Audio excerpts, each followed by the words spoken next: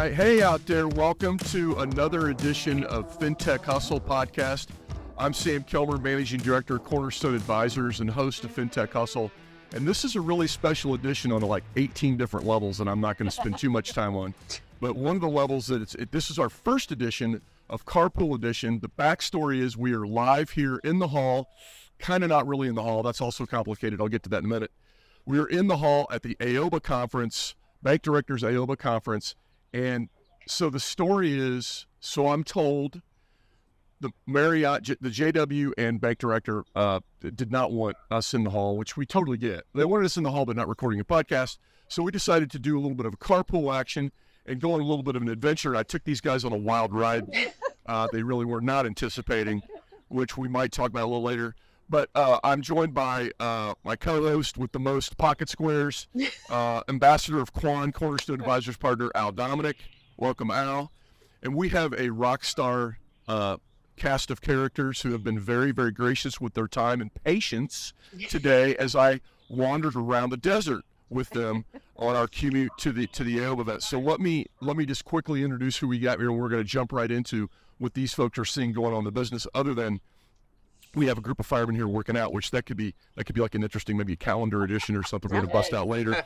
But let me introduce our guests today. We have CEO and co-founder of Mantle, Nathaniel Harley, over here in the really fashionably white. Thanks for having me. It's a whiteout. Really awesome. Really awesome. We have Patriot Financial Partners partner and also Ampersand CEO Kelly Brown. Thanks for joining us. Thank you. We have Senior Vice President and CMO of COCC in Salecky right here. Hi, everybody. Very sparkly jacket you brought to the... Well, it's Fintech Hustle, right? True. Let's go. And it could also work. Maybe we'll have an episode in Vegas too. But I love this. Love this jacket.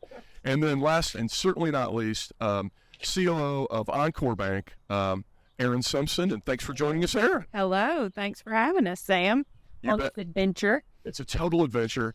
So with that in mind, let's just kick right off here and tell me a little bit about the day in the life of Erin Simpson. What's your typical day at the office look like? I know you're on a call earlier hustling down some stuff. So tell us a little bit about the day in the life of Erin. Yeah, so the day starts early in the morning with lots of emails, but trying to just keep all operations in check at the bank, make sure everything's running the way that it should, make sure there's nothing that's broken for the day, and that everybody gets their questions answered and we can run smoothly.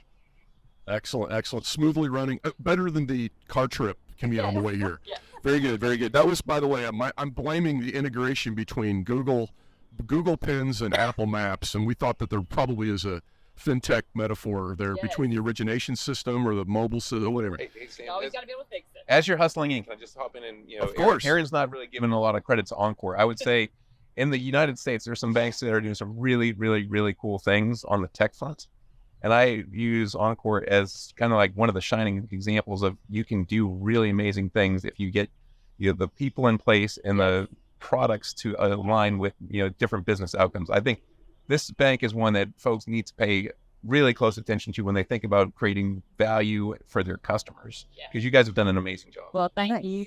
Thanks, Al. Our goal is to have the best end-to-end technology that's available out there for our clients, for our partners, and that includes our internal teams too. We want to use what's on the forefront there, but also what all connects.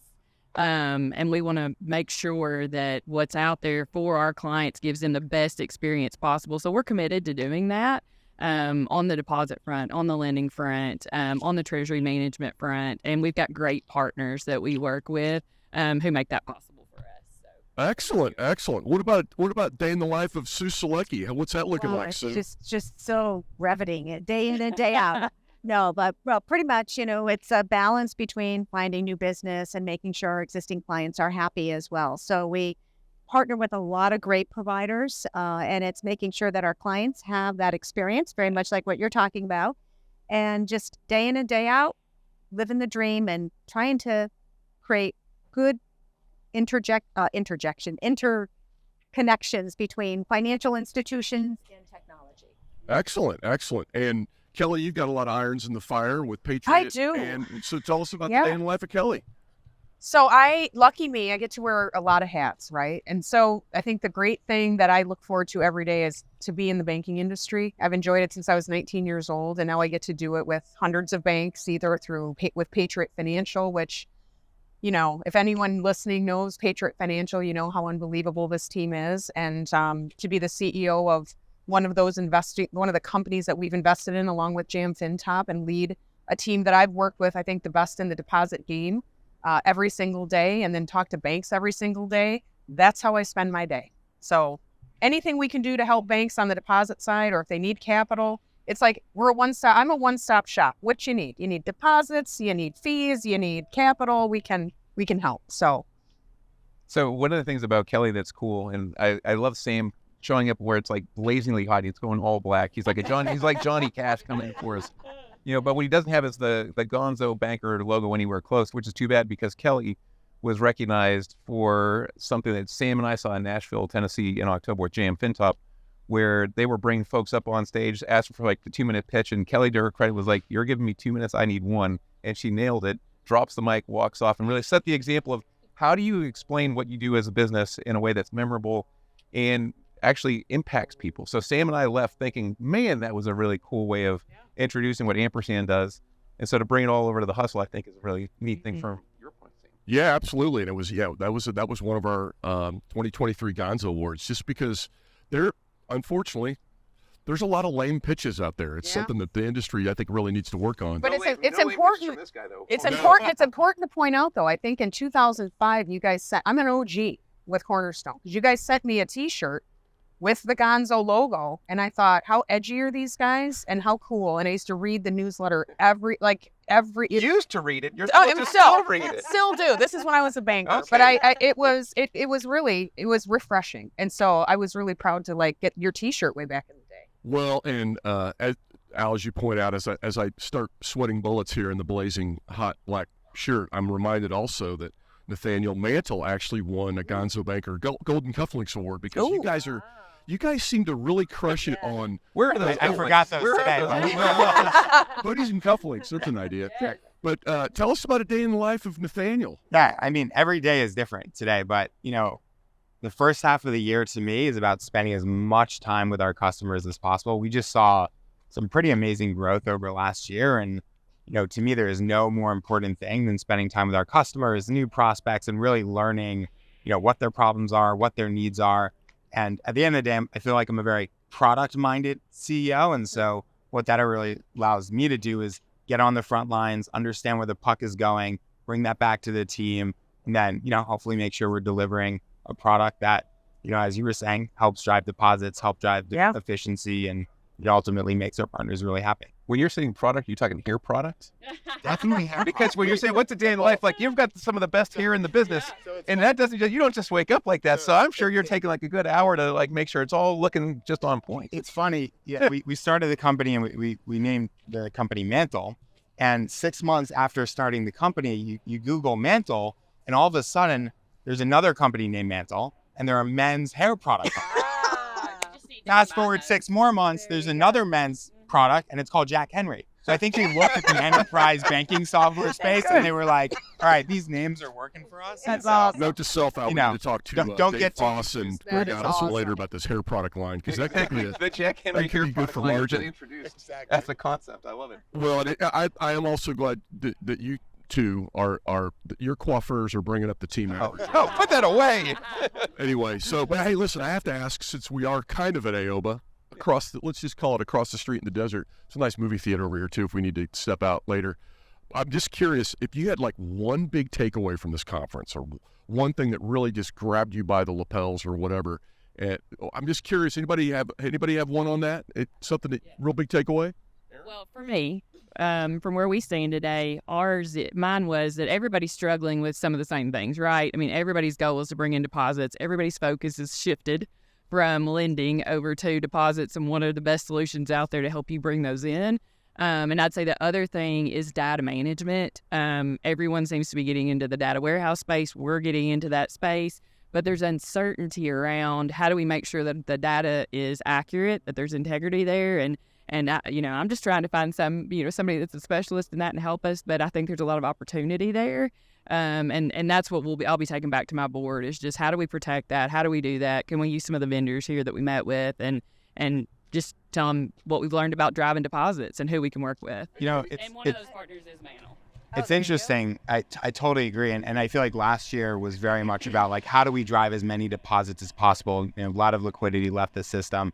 I feel like there's been a little bit of a shift in tone also because now there's much more focus on pricing. Yes. People are trying to figure out, all right, how do we stop paying top rate to go get these deposits? So that's been an interesting tone change. And, you know, I think everyone's waiting to see what the Fed does to see, you know, how deep do we go into lending and when do we start to turn that on? Also, totally agree on the data management side. I think, you know, everyone is focused, how do we use our data to drive more efficient marketing or fraud or, you know, all these things. So it's when I got out of university, which by the way wasn't recently, and I entered the banking market, I found that at the time credit analyst was like the good entry level job. I was like credit analyst, lender, chief lending officer, CEO. That was the career path of the rock star banker. And it's almost like now data scientist or data science statistician, something like that. That may be the new credit analyst career track that we're talking about. Sam, as you're talking about this, I'd kind of like to elevate the conversation away from the tools and the kind of nitty gritty stuff to a broader, I'd almost say concern that I have just listening to, you know, the bankers that are here. And I've been coming for a while. The succession challenges that many banks are facing is so pronounced. And when you think about using technology, you have to have practical experience with what's worked and also what hasn't worked. And so you can't fake that. You need time and experience. And if I look at certain banks, as you especially get smaller, the CEO may not have a true number two ready to roll. And so if you're going to stay relevant and competitive, it starts with the people. And it's not, you know, the cliche, well, you know, we've got great relationships with our customers. You've got to look at your team and say, do we have the right teams in place? And if not, how are we attracting folks that understand how to leverage a Mantle type product? How do they go to COCC and say, how are we a better partner together? So it's not a vendor relationship. It's we're all in a survival game. But I would also add to that from a succession standpoint, when we've had as much M&A as we've had, training programs are gone by the wayside. The typical track that I was on with credit, management training, all of those things are shrinking. We've got to do more as an industry to promote youth, young people wanting to get into our industry. Yeah. In the state of Wisconsin, we started the Marquette University banking program that's specific to finance majors and got a group of banks nationwide to help us with that because succession is the key. It's huge. And that's spot on because I think that, you know, for COCC, we created a leadership program specifically for that. So we had younger individuals that needed to understand a little bit more about leadership. Specifically, they had the tech skills. They can understand that, but it's the leadership piece that was missing for them. So, you know, that was really important for us to see that with our own employees and being a great place to work is really a driving factor for many individuals looking for a new job. Yeah, but I think it's not only just succession. For us, it's backup, right? I don't want to have one person who is the only person that knows how to do all of these things and manage all of this. I want multiple experts, right, in this. And so what we've done is we've built growth plans for everyone that's on our team and a mentorship program. And we've made the leaders responsible for making sure that there's somebody coming up underneath them that understands those things. And specifically on the data side, we didn't have a data management team until this year. And so now we've got that, right? But I think the partnerships with the vendors is still so critical there and understanding. And that's where I think right now people don't know quite yet because it's so new. What's the responsibility of the person managing your data warehouse in that company or your middleware layer? And what's the responsibility of the bank to make sure that everything is so accurate there? And Erin, are you bringing people in from the outside? So they're not bankers traditionally. For data. To be data analysts. Yeah. So we're fortunate enough that we had a just bang up project manager in Erin Melton who managed our Q2 project. And so she had interest in coming over and learning about it. And so she's going to learn under our person who's over data, who's also rock star, Carla Dial. And we feel real confident with them. And it's better because if you got somebody that knows the data in your system and your core systems, if you have somebody that doesn't know that, then you've got to teach them all that right. And it's you got to know the structure. And so it makes it harder. So now that they know that, it's going to be much easier. It's interesting just hearing, one of the things you guys are doing are bringing people that have a technology background into the bank. From the startup perspective, what we're trying to do is we have a bunch of technology folks. We're trying to bring bankers into the company to up level what we're doing and really understanding. So it's a but stay away from our people. We need our people. We need our people. I'll say it all day, every day. Every technology company should have bankers in it. Every one of them, because you've got to know what they need and what functionality they expect. To quote Bill Murray from Caddyshack, we have dogs and cats living together, mass hysteria. I having been on both sides of that table in my career, I loved going back and forth but there's just not been that many people that I have done that as much. And so we have to go hunting. So, hey, listen, I know we have to get you guys back into sessions. I want to be mindful of the bank director team as well as, so I think some of you, Nathan, you might be heading to the airport after we roast here in our You wanted me to open the door for you? This is not a pop. There's an actual car that will take him to the airport.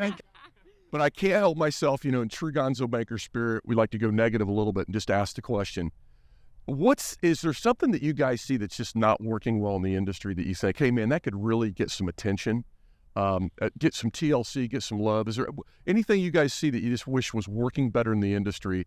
It's a problem waiting for someone to solve that you just don't think it's getting enough love right now. Anybody want to take a shot at that unscripted question? The one thing I would say is stronger ownership around, if you're implementing technology, make sure that you have strong ownership. You can't place it and then expect it to do something for you. You really have to manage it. You have to have a lot of care and feeding around it, and then you have to get buy-in throughout your entire organization. So there were a couple of times in the sessions is like, have you ever tried using this account opening product? Have you ever done it as a bank executive? Well, no. Why not? You need to be invested in the technology if you want it to succeed. I think the biggest thing that I'm seeing is complacency, right? And it's kind of a cultural shift that maybe 5 years ago was way worse than it is today. But there's so many forward-thinking banks like Erin at Encore, and we work with Connect One and Grasshopper and all these banks that are on the front line. But there are so many other banks and bank CEOs and bank executives that are just kind of waiting and seeing right now. And that's scary, right? It's scary for them because the industry is changing. There's so much competition.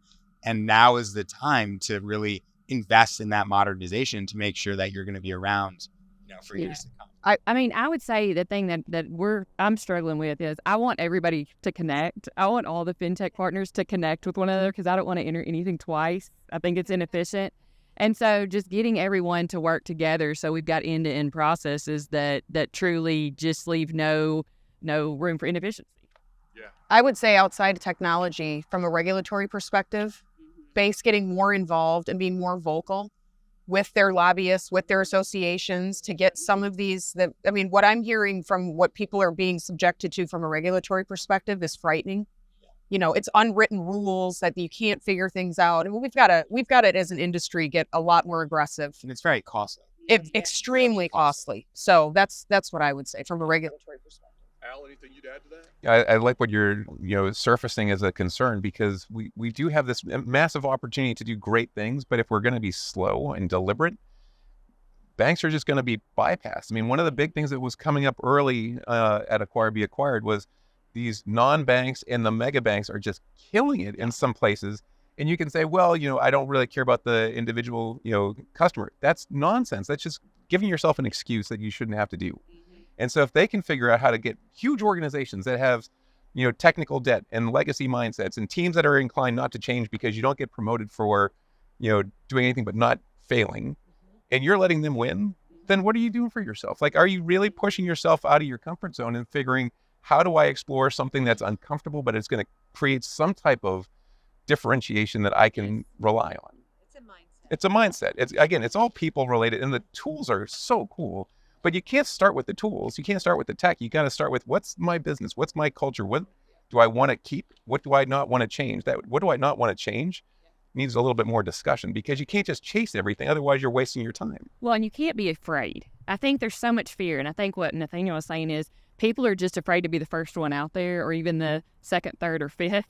It's like don't be afraid of it. These guys work super hard, and they build these companies. They don't start them yesterday. They've been working on them for years and years and years. And so if they can solve a problem, if they give you a solution to solve a problem, then like let them help you, and they're not going to let you fail. Just try it. Don't be afraid to change. Yeah, and I'll tell you just real quickly. Erin was being humble earlier, but Al, to your point around Encore Bank, but also Erin, your session. I mean, I think Brad Smith, our colleague, had said that it was the longest line waiting for people that he'd ever seen at the end of it, waiting for a speaker at the end of the session. So mad respect to the bank director team for having people like all of you on the agenda and having really great sessions. And mad respect for the event. It's just very well planned. I mean, this is just it's one of the preeminent, if not the preeminent event of the industry, and we're glad to be here. I'm very grateful for a couple things. One is I'm grateful for these great guests who allowed me to take them for a lengthy commute in the desert today. And also, mad respect right there to Bailey Wishart, our producer, for setting up shop here in the desert. And no scorpion bites yet. And mad respect for the air conditioning you're going to use as soon as you get in the car, because there's no way that Sam Kilmer's not going to be melting if we do this for any more than another 30 seconds. It's a new weight loss technique. It's called sweat. Okay. Anyway, well, hey, that's it for this episode of Fintech Hustle. First edition of Fintech Hustle, Carpool Edition. Thanks for joining us. See you out there on the road in the next podcast.